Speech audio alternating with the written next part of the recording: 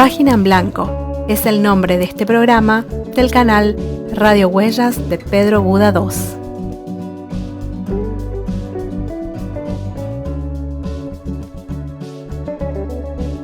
Este programa lo pueden escuchar en iVoox, TuneIn y en Spotify.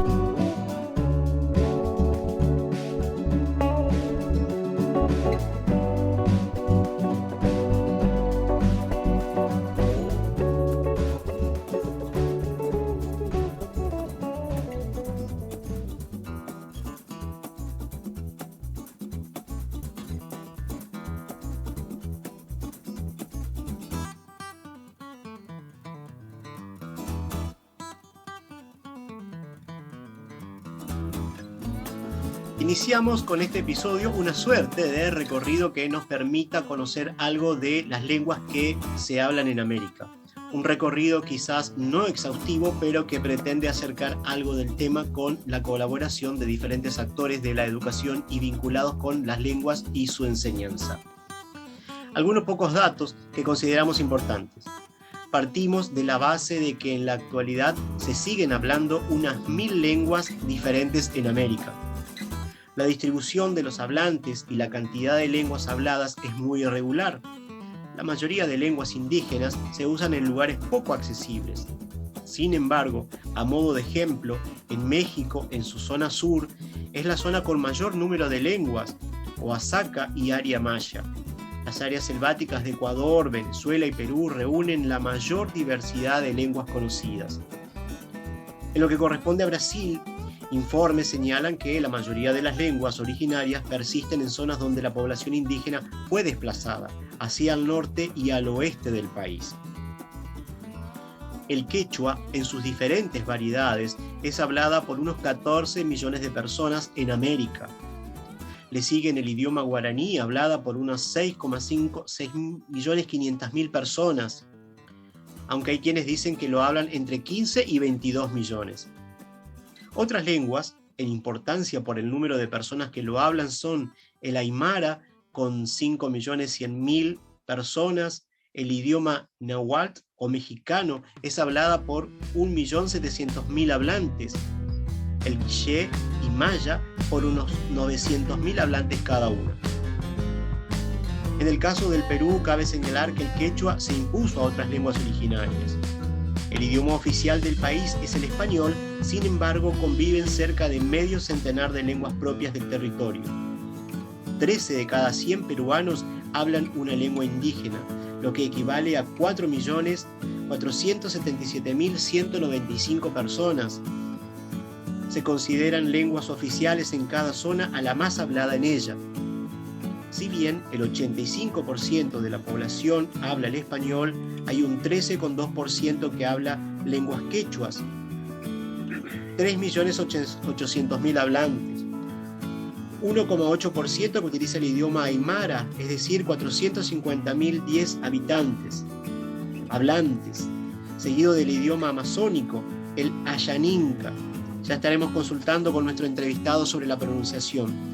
Hablado por unos 73.000 habitantes, seguidos por dos lenguas más, el ahuajún con 56.584 hablantes y la lengua xipico conibo con 34.152 hablantes. El quechua, cuya denominación originaria es quechua simi o runa simi, según hemos leído la palabra quechua, es el producto de una deformación lingüística de quechua, quichua o quichua con K. Ya nos aclarará algo más nuestro invitado de hoy. Sí, hoy recibimos en Página en Blanco al docente Toribio Pañuria Silvestre. Él es docente nativo del idioma runa simi o quechua a nivel avanzado, natural del departamento de Apurímac, al sur del Perú, en la región andina. Cabe señalar una curiosidad sobre este nombre del río y del departamento. Apu-Rimac, en quechua significa el Dios que habla u oráculo mayor. Y una cosa más sobre la población del departamento. El 71%, según el censo del 2007, es quechua hablante. Nuestro entrevistado es el licenciado en Educación, Lengua y Literatura. maneja las variedades de quechua, cusco, collao y chanca. Es autor de un libro de 1215 páginas sobre las categorías gramaticales del idioma Runa Simi, cuyo título es Runa Simita Rimasum, idioma quechua. Dicta clases de quechua en la universidad, institutos de lengua y realiza capacitaciones por convenio con el Ministerio de Agricultura en la sede central La Molina, Lima. Bienvenido entonces, Toribio, a Página en Blanco. Muchas gracias, Walter.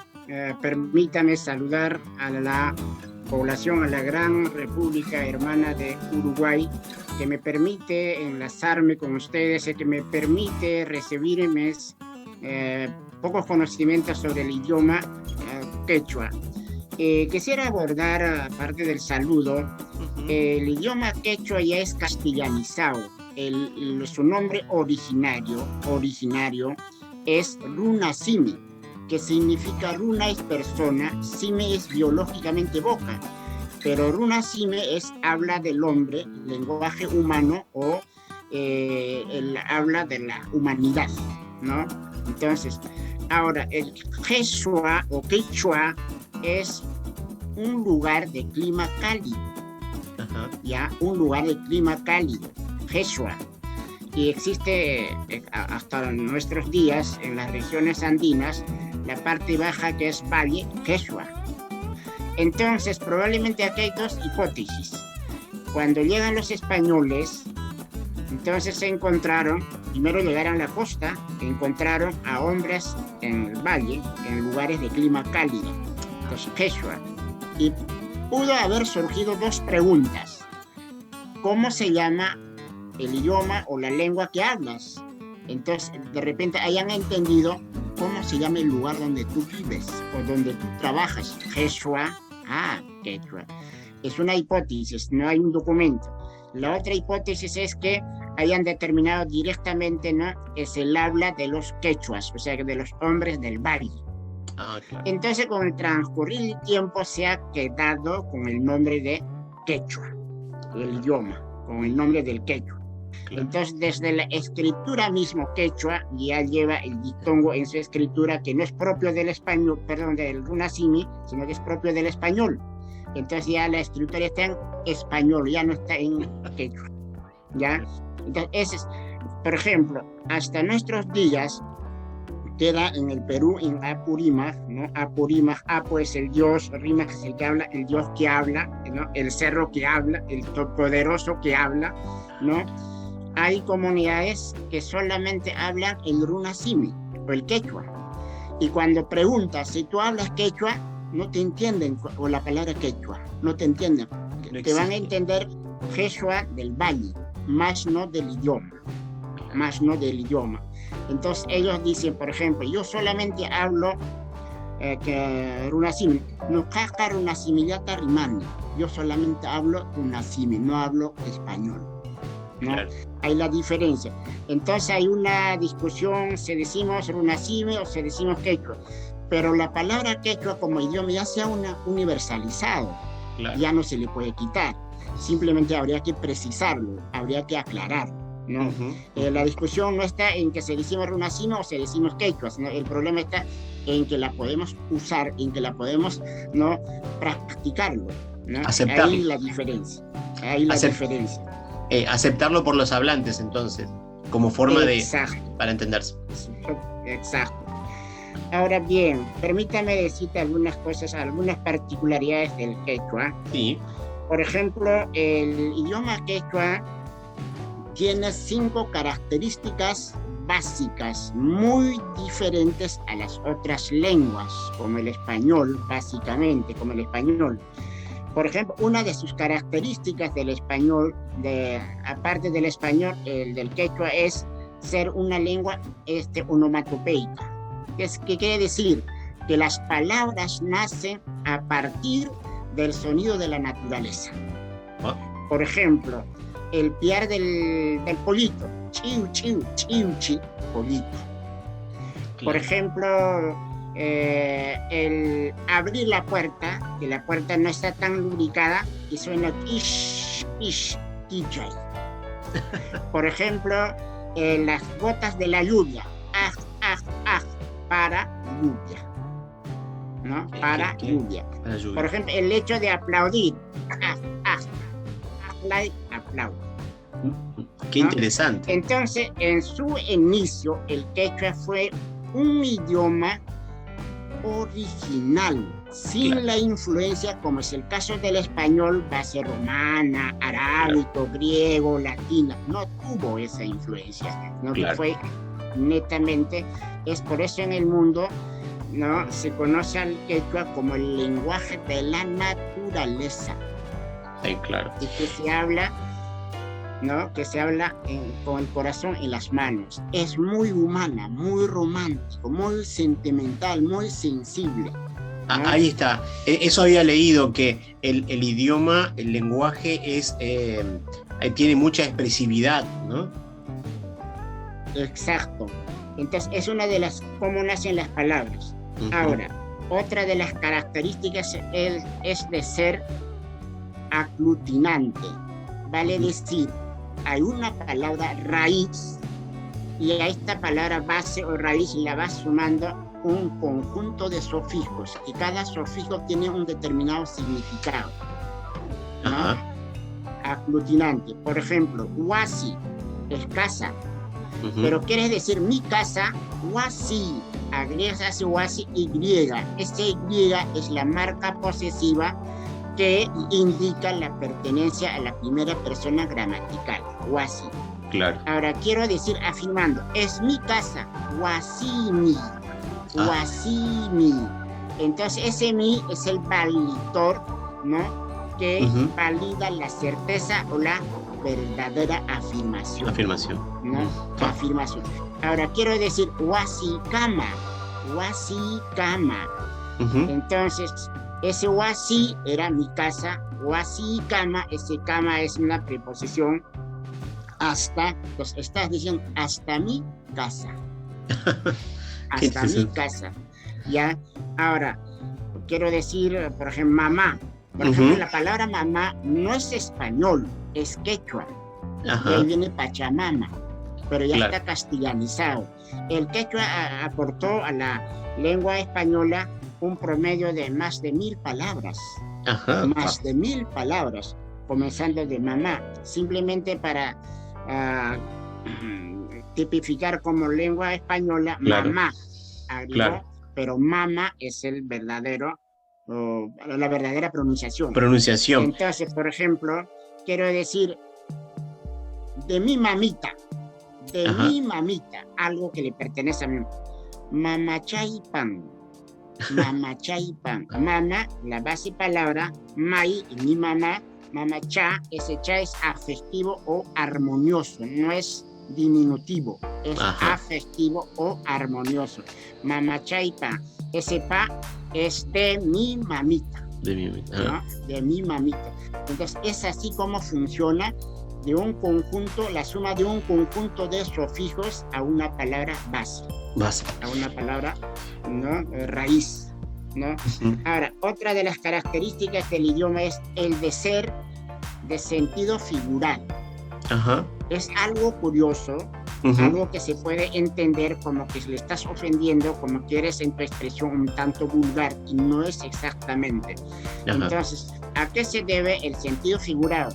Que hay muchos adjetivos, literalmente en quechua no existe cómo determinar a una persona. Por ejemplo, vamos a decir que usted es una persona dormilón, ¿no? Dormilón, ¿no? Es una cualidad, ¿no? Es una cualidad, ¿verdad? Entonces, puño es dormir, psiqui es trasero o nalga. Entonces, puño y psiqui, entonces literalmente estás diciendo trasero que duerme. Y no es así, sino es la cualidad de la persona que es dormilón o dormilona, dependiendo a quién le dices. Claro, qué interesante. Por ejemplo, vamos a decir que usted es una persona insensible, ¿no? Insensible, malo, despiadado. Rume sunco, rume es piedra, sunco es corazón, corazón de piedra. Nadie pues tiene literalmente corazón de piedra. Pero es la persona malo o insensible, malvado. Claro. Es uno de los adjetivos, ¿no? Por ejemplo, una cosa bien chistoso, pero es serio. Por ejemplo, no hay una forma de decir a los chinitos que tienen ojos jaladitos, ¿no? Ajá. Chupi ñaui, chupe es vagina y ñaui es ojo de vagina. Pero no es que ojo de vagina, sino que es el chinito. Claro. Es el chinito, ¿no? Entonces, ahí radica el sentido figurado. Ahora, otra de las características que tiene es el de ser muy romántico, muy afectivo, muy armonioso. Mamá Chayay, mi mamita, ¿no? Ahí está Chayay, mi papito, ¿no? Sunku Chayay, mi corazoncito. Es muy afectivo. Entonces, ese cha no necesariamente significa diminutivo, sino que es una expresión muy afectiva. Por ejemplo, yo tengo un recuerdo de un alumno argentino y de un alumno chileno cuando vino a estudiar la música y danza a la Escuela Nacional de Folclore aquí en Lima. Y cuando abordamos el tema afectivo, el argentino se levanta y me dice: ahora entiendo una de las características del pueblo peruano. Por ejemplo, yo vivo en una zona residencial donde mis vecinos no hablan una sola palabra quechua, ni siquiera tienen una idea de lo que es quechua. Claro. Pero van a una bodega, dice: un favorcito, véndeme pancito. Ah, claro. Un favorcito, véndeme un pancito, ¿no? Claro. Un favorcito, esquinita, mi casita. Entonces, de alguna manera, los peruanos llevamos en nuestro ADN la parte afectiva. Claro. En cambio, en otros países es cortante la expresión. El castellano es muy tosco, muy cortante. En cambio, el quechua es sumamente humano, sumamente afectivo, sumamente armonioso. También es una de las características el de ser muy enfático. De allí la característica que el quechua hablante es concreto, no hay esa disyuntiva de pronto, creo que sí o creo que no. No, es sí o es no. Claro. Manan, y no es. No da vueltas que dar. Claro. Hay que entenderlo. Entonces de ahí ese famoso dicho que dice, ¿no? Hablar con el indio es como hablar con una mula, no entiende. No es que no entiende, sino que es concreto, enfático. Claro. En una expresión, en uno de los videos que me has enviado, en el baile, en la danza, en la expresión que utilizan, que está en castellano, por eso lo pude entender, hablaba de eso, de la forma de ser, ¿no? Es decir, de que yo soy así, de como altanero, como que tengo esta forma de ser. También ahí se dice, ¿no? En castellano, porque lo entendí, porque lo decían en castellano, y es como resaltar también una característica, ¿no? Eso que tú dices de esto es así o es así. Exacto, es muy concreto, muy tajante, muy tajante. Por eso cuando las rebeliones hay en el Perú, cuando la masa originaria se levanta, o indígena lo que se llama, es bien difícil de apaciguar. Claro. Y se la puedes matar. Pero ellos no cambian de posición. No cambian de posición. Sobre eso Sobre eso hablamos en un momentito. Interrumpiendo un poco tu introducción, tú nos hablas de que utilizas la variedad de quechua Cusco Collao y Chanca en cuanto al habla, la escritura, la lectura y la gramática. Eso en principio me estaría indicando que existen varias, que hay variantes del runa sumi, ¿no? Es decir, o quechua. Efectivamente, en el Perú el runa sumi o el quechua es uno. Pero hay tres grandes variantes. Ajá. El quechua sureño, el quechua del centro, el quechua norteño. Ahora, el quechua sureño está comprendido entre Cusco Collao y Chanca, que es básicamente el departamento de Cusco, Puno, Arequipa, Ayacucho y Huancavelica y parte de Bolivia, y parte de Chile, y parte de Argentina. Entonces, ese es el quechua sureño. El sureño. Ahora, el quechua central está en la parte central del Perú, que pertenece a las regiones Junín, Huánuco, Cerro de Pasco, Ancash. Ajá. Ahora, el quechua Huaylas es también parte de Ancash, que a su vez este Huaylas se divide en dos subvariantes, el de Callejón de Huaylas y el de Callejón de Conchucos. Ajá. Con de Huaylas, con de Conchucos no se entiende. ¿No? ¿Ya? Eso te iba a preguntar. Ahora, el quechua propiamente dicho norteño es el de Cañares, que entiende las regiones de Cajamarca, Lambayeque, Amazonas, San Martín y Loreto. Ahora, de estas 5 variantes, las 2 variantes que yo hablo, el de Cusco, Collao y Chanca, son las que ya están definidos, sus categorías están definidas, ya están estructuradas, en otras palabras. Claro. Se puede comunicar perfectamente. Esto no quiere decir que las otras no, nos falta estructurar. Ajá. Nos falta estructurar. Y entonces, eso... entendiendo estas 5 variedades, tendría cualquier cantidad de sinónimos el quechua. Claro. Entonces, cualquier cantidad de sinónimos. Así, por ejemplo, como lo tenemos, ¿no? Por ejemplo, en el Perú, a los niños decimos, pues, chibolo, chico. En Argentina dicen pibe. En Venezuela dicen chamo. No sé, en otros países no sé cómo lo dicen. Es un variante del español. Sí, es variante. Exacto. Entonces, esa misma función cumple el quechua. Y en ese sentido, porque una primera pregunta que quería hacerte es si el Runasimi tuvo una expresión escrita al principio, o es después de que viene el español que se empieza a transformar en escritura. ¿Cómo es eso? Esa es una pregunta. Porque tengo otra pregunta en base a algo que estuve investigando y que dicen que el Runasimi sería como una lengua originaria, pero a nivel mundial, que hay toda una teoría de que los primeros pueblos originarios de la zona del Perú fueron hacia la zona de Europa, hacia la zona de Asia, y después vuelve transformado en español. Es interesante esa teoría que maneja una investigadora, y te iba a preguntar eso también, es decir, ¿qué opinión tienes sobre eso? Bueno, en cuanto a la escritura, abordando en cuanto a la escritura. Sí. En su inicio el quechua no tuvo escritura. Fue una lengua oral, transmitida generación tras generación. ¿No? Fue una lengua oral. Es así que muchos originarios del Perú sostenían de que el quechua no debería tener escritura para no perder la esencia. Claro. Simplemente debería ser hablada. Entonces, pero actualmente con el devenir de la tecnología, con la modernidad con que estamos, con que hemos descubierto o hemos establecido el alfabeto, entonces es necesario que las lenguas tengan para transmitir la escritura. Entonces, recién después de la llegada de los españoles tiene la escritura. Antes no tuvo. Es así, por ejemplo, la contabilidad o las comunicaciones como un documento era quipos. ¿Qué cosa es quipo? Quipo quiere decir anudar. Quipo ya es anudado, quita anudar.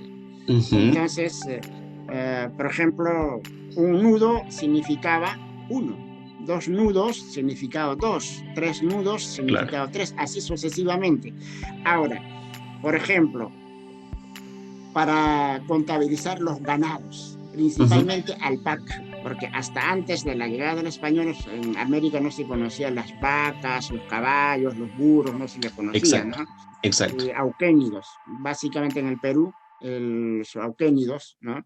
Entonces, por ejemplo, si tenías una alpaca negra, otro de color, otro blanco y otro de otro color, entonces en el primer nudo había 4 colores, pero un solo nudo. Claro. ¿Ya? Era la forma. Y para explicarlo. Se tenían 10, en cada colores tenía que haber 10 nudos y con 10 colores. Claro. ¿ya? Y es así, eso sí existía, pero no la escritura. No la escritura. Ahora, con lo que dice que haya ido los peruanos hasta Europa, esto, no hay evidencias. En el Perú no hay evidencias. Hasta antes de la llegada de los españoles no hay absolutamente una evidencia en que puede demostrar. Yo soy andino, por ejemplo, el español es mi segunda lengua, yo soy quechua hablante. Hasta los 15 años yo no tenía nociones de lo que existía el español, porque Apurímac es una región sumamente muy remota, y dentro de Apurímac mi pueblo está pues absolutamente muy aislado de la civilización. Bueno, ahora ya nos hemos integrado. Claro. Yo tengo 65 años, pero hace 65 años pues era un pueblito olvidado, ¿no? Olvidado, donde la civilización no se conocía. Claro. ¿No? Entonces no hay, yo diría que no hay ningún sustento para demostrar que sí fue así o no fue así. No hay ningún sustento, no hay evidencia. Según datos que manejamos, un 13% de la población peruana habla el quechua. Esta lengua, junto con el aymara, las lenguas amazónicas y el castellano, son idiomas oficiales. Según el artículo 48 de la Constitución peruana, que dice: son idiomas oficiales el castellano, y en las zonas donde predominen también lo son el quechua, el aymara y las demás lenguas aborígenes, según la ley 29.735. Es la ley que regula el uso, preservación, desarrollo, recuperación, fomento y difusión de las lenguas originarias del Perú. Les confieren, dice la ley, el carácter de lenguas oficiales en las zonas donde predominan. Pero, y esto me planteo, parece que no existe una extensión suficiente o una popularización importante de este idioma, llamémosle quechua. ¿A qué atribuye eso? ¿A qué atribuyes eso? ¿Y qué se está haciendo para modificar eso? Tú estás impartiendo clases y entendemos que a nivel nacional hay una política de Estado para desarrollar esto, ¿no? De que realmente lo que dice la Constitución y la ley sea un hecho real. Bueno, primero, sobre lo que está estipulado en la Constitución Política del Estado peruano. Es cierto, está consagrado el español y como el quechua como idioma oficial de la República. Idioma oficial, pero solamente contiene el papelito. En la práctica no las hemos puesto. Entonces, aquí hay tres responsables. El primer responsable debió haber ejecutado, debió haber masificado, debió haber compartido en partido que el quechua sea pues el uso obligatorio a nivel nacional como lengua oficial. Entonces, el primer responsable es el gobierno central, los gobiernos regionales y los gobiernos locales. No se han preocupado, simplemente han estampado en la Constitución, dejaron allí y de nada sirve eso. El segundo responsable somos los que sabemos, tampoco nos hemos preocupado. Claro. Nos hemos quedado con que sabemos hablar y para nosotros sabemos hablar y punto. Claro. Y el tercer culpable es la misma población, que no ha tomado conciencia de su identidad. Claro. No hemos tomado nuestra conciencia de identidad, entonces hemos dejado. Ahora, si bien es cierto, dice que en las regiones, en las zonas donde solamente se habla el idioma, sea idioma oficial, pero la pregunta es, cuando la administración del gobierno central locales, ¿acaso escuchan en su idioma original a esa población? ¿Acaso la educación parte en su idioma oficial de esa población? Simplemente es un cliché. Claro. ¿Sí? Claro. Por eso no es decir, ¿no? uno es, por un lado, de que eso se hace, que se está haciendo, pero por otro lado, incluso en las mismas expresiones que estuve leyendo del gobierno y de los medios, hay como una contradicción, es decir, se imparte solamente en la escuela primaria, en algunos lugares, y ya en el secundario no. Entonces no hay una continuidad, si es que lo hubiera en primaria. Definitivamente, si es que imparten algunas instituciones educativas, es simplemente como una cuestión adicional, no obligatoria. Los que quieren pueden llevar, los que no.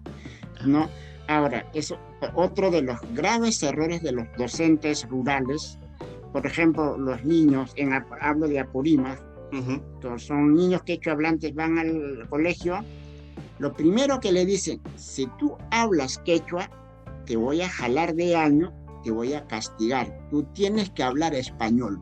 Claro. Le obligan al niño a que se olvide. Claro. ¿No? Entonces, en la educación, ahora, en la formación de las diferentes profesiones, hay una barrera inmensa.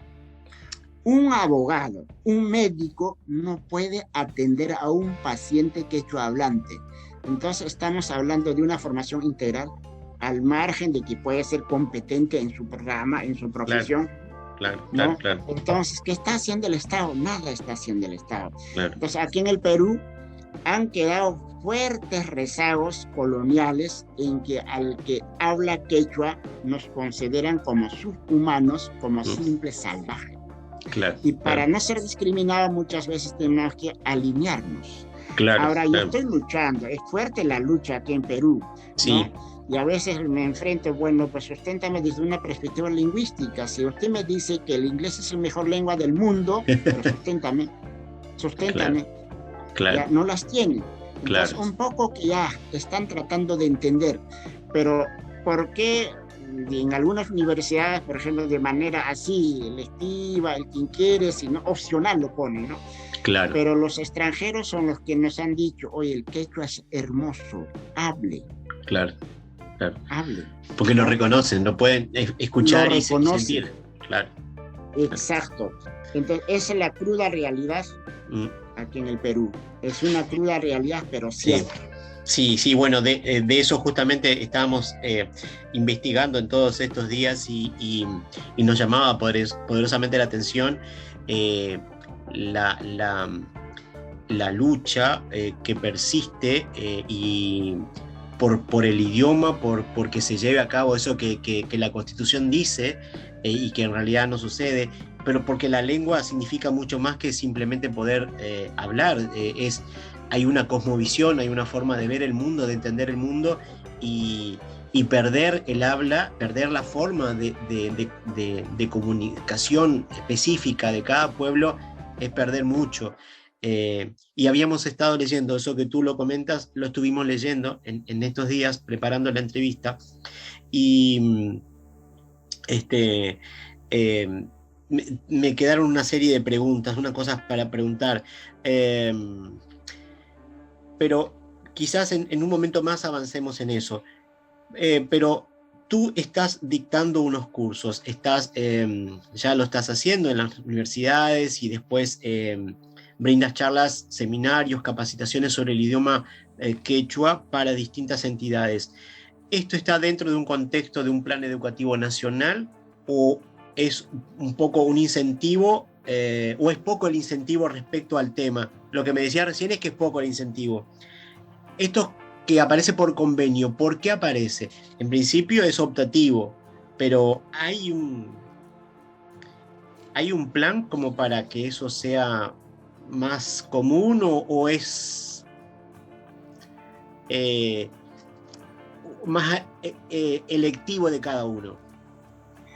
Por lo último, electivo de cada uno. Ahora, lo que estoy dictando clases es de manera, por ejemplo, yo lo estoy dando seminarios aquí en Lima de manera virtual y gratuita, para que la gente tome conciencia, para que la gente entienda, ¿no?, qué cosa es el quechua, cómo funciona el quechua. Claro. Tiene o no las características que tiene todas las lenguas del mundo, ¿no? Ahora, si bien es cierto, en algunas universidades, simplemente por una cuestión de plus, por ejemplo, en la Facultad de Educación de algunas universidades han incorporado, porque los mismos estudiantes han reclamado, pero no necesariamente quiero quedarme en Lima o en la parte urbana, sino quiero salir al mundo rural, quiero aprender por lo menos lo básico.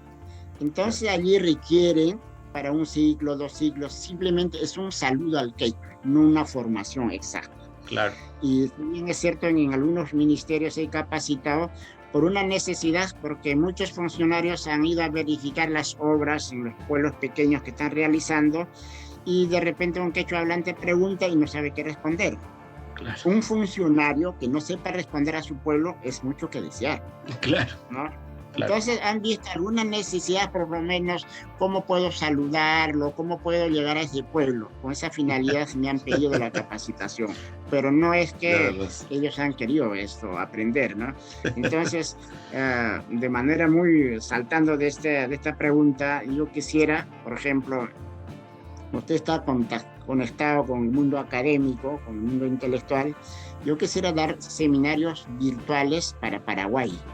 Ajá. Me encantaría, yo te haría una convocatoria en la inscripción y así impartimos el link y seminario virtual gratuito.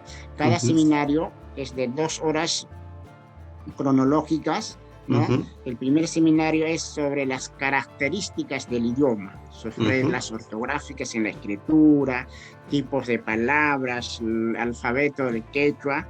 Y el segundo seminario es sobre las categorías gramaticales del idioma. Ajá. Y el tercer seminario es sobre los casos y los pronombres interrogativos y demostrativos del quechua. Entonces, allí tendría una visión integral, que es lo que realmente el quechua. Por ejemplo, las pocas veces que tuve la ocasión de capacitar a algunas americanas, lo que ellas me afirman es que, mira, a ellas les ha costado aprender el español 3 años, porque yo no conozco el inglés. Dice que el español es el idioma más difícil, que tiene muchos accidentes gramaticales. Sí. Muchos accidentes gramaticales. En cambio, el quechua es sumamente fácil. Una canadiense decía, el español me demoró 3 años, el quechua 9 meses. Y hablando fluido, escribiendo fluido. Claro. Porque había esa predisposición de querer aprender, ¿no? Entonces trabaja con las cooperaciones internacionales. Claro. ¿No? Con las cooperaciones internacionales. Entonces sería muy interesante que la gente pudiera acceder al quechua, y como forma de comunicarse es mucho más fácil, más rápida, ¿no? Es decir, porque incluso la comunidad hablante es grande, es decir, los hablantes son...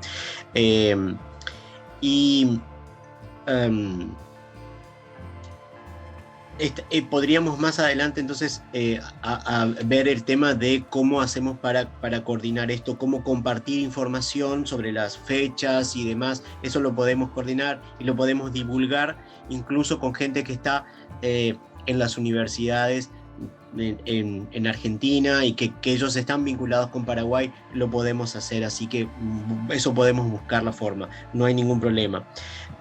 Muchas gracias. Ahora, tú has escrito un libro, un manual, ¿no? Más de 1000 páginas, y nos gustaría que nos puedas un poco hablar sobre ese libro, si te parece. Correcto, muchas gracias. Bueno, la preocupación, primero, como quechua hablante. Y muchas veces aquí en el Perú tenemos la costumbre de reclamar y hablar mucho de nuestra identidad, de nuestro pasado histórico, pero solamente hablar, pero no hacer. Entonces, como quechua hablante, como docente, ¿cuál sería mi aporte a la nación? ¿Cuál sería el aporte a la humanidad? Entonces, me he preocupado, he producido este manual en las 2 variedades, está en Cusco, Callao y Chanta, ¿no? Precisamente para generar el autoaprendizaje, porque está diseñado, todo lo que dice en quechua está al costadito en español, ¿no? Que lo lees así detenidamente 1 y 2 veces, lo puedes aplicar ya con tu propia creatividad, ¿no? Eso estaba viendo, ¿no? Eso estaba viendo, que era una forma de aprender así, ¿no? Como de autoayuda, en ese sentido. Exacto, ¿no? De autoayuda, para generar el autoaprendizaje. Exacto. Para generar el autoaprendizaje. Porque si bien es cierto, hay un promedio de 30 libros aquí en Perú, pero son libros que me sirve a mí como quechua hablante, porque yo me voy a ubicarme rápido. Claro. ¿Ya? Por ejemplo, muchas veces los libros que hay en el Perú empiezan por una oración, cuando todavía ni siquiera las palabras básicas, las palabras universales no conocen, ni siquiera han conjugado el verbo en quechua. Claro. Entonces, ¿cómo puede producir? Entonces claro. allí yo estoy yendo de menos a más. Claro. Está, por ejemplo, desde el simple saludo, Ajá. después por ejemplo, palabras universales que, por ejemplo, piedra en cualquier parte del mundo existe, el agua en cualquier parte del mundo existe, la casa en cualquier mundo, ¿no? Partes de nuestro cuerpo, desde nuestra familia.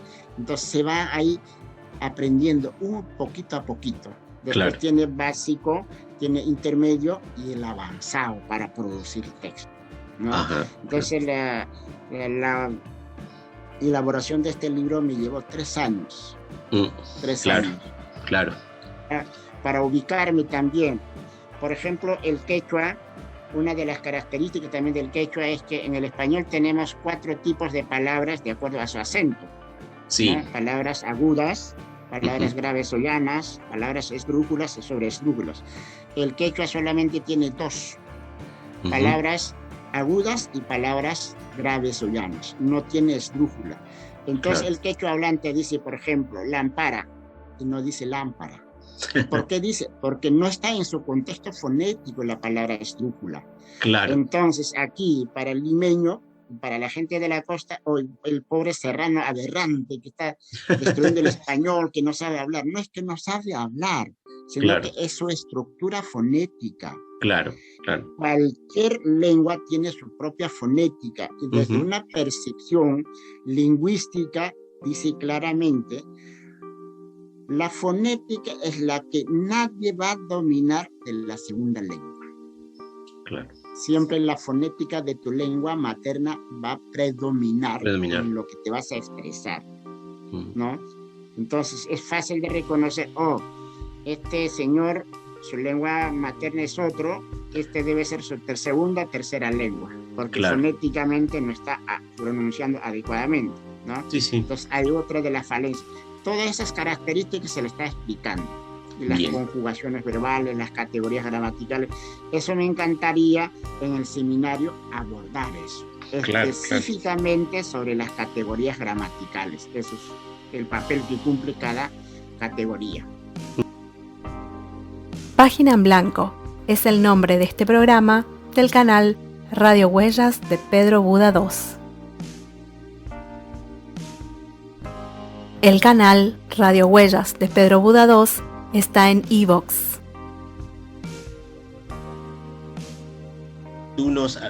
Yo pude ver unos videos que nos enviaste con algunas expresiones en Runasimi, pero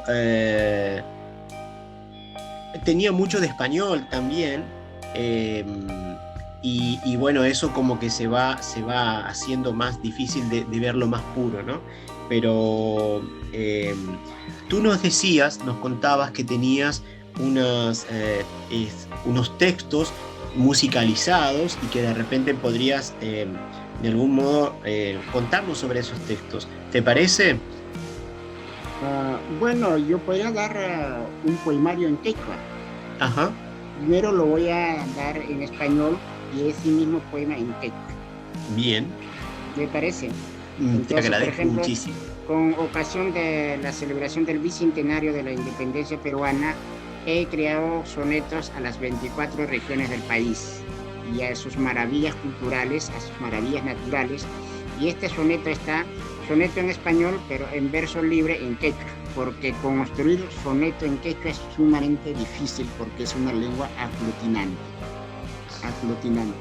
En cambio, en el español lo puedes acomodar. Claro. Entonces dice así en el español, volvería a nacer.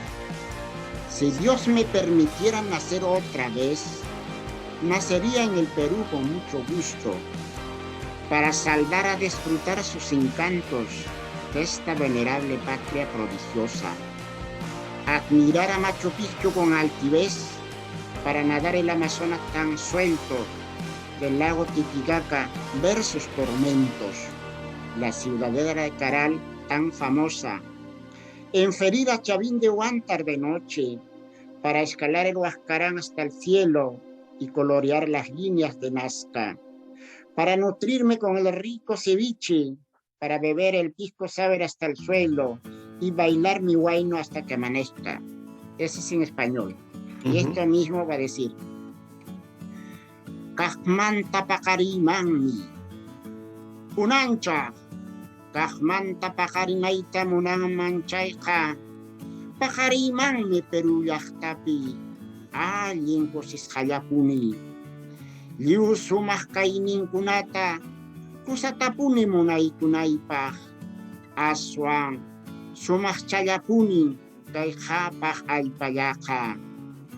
Alinta sayaris paiking, machupiktuta kawarimang, chayman tatahmi, hatong amasunas mayupe tulterimang, hatong suchot kucha titikakaktang, imay na moyuris kanta kawarimang, hinaspay kitahmi, chay hatong karalyahtata, sumah kaininta kawarimang, tutayan chawindewan tartalirpuymang, chay hatong askarang tatahmi kispimang, hanah pachamang ay panaykama, chay man tatahmi muskerimang, nas kapalilpong kunata, sumak simitsimichitang alin kausanay pahmikuymang, pampapikanay kamang upyay kuymang, chay pisko sa huerta, chay man tatahmi tusuy kuymang waynuta, unchaw papakarinang kama. Gracias. Y eso era en una variedad, ¿verdad? Es variedad Cusco. Cusco. Ahí está. Variedad Cusco. Pero entonces después tendríamos otras variedades que también se podría reproducir, ¿no? Exacto. Que eso lo hace complejo, ¿no?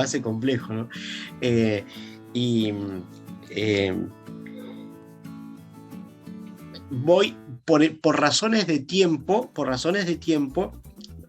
vamos cerrando esta primera entrevista, y entonces te agradezco por tu disposición, por tu tiempo y por todo lo que nos has explicado en esta primera entrevista. Toribio, yo te agradezco muchísimo el tiempo que nos has brindado. A ustedes, Walter, muchísimas gracias al pueblo uruguayo. Bueno, pues vamos por esta brecha, ya que usted también está en ese camino de reivindicar a las lenguas originarias. Yo creo que hay que revitalizar todas nuestras lenguas originarias, porque nuestro continente es en todos los aspectos sumamente rico, comenzando desde su lengua, terminando hasta sus riquezas. Muchas gracias, Walter. Muchas gracias. Hasta cualquier otro momento. Claro. Los temas musicales de cortina y fondo son This is a Jazz Space de Midnight North y Run One Down de Dan Lebowitz.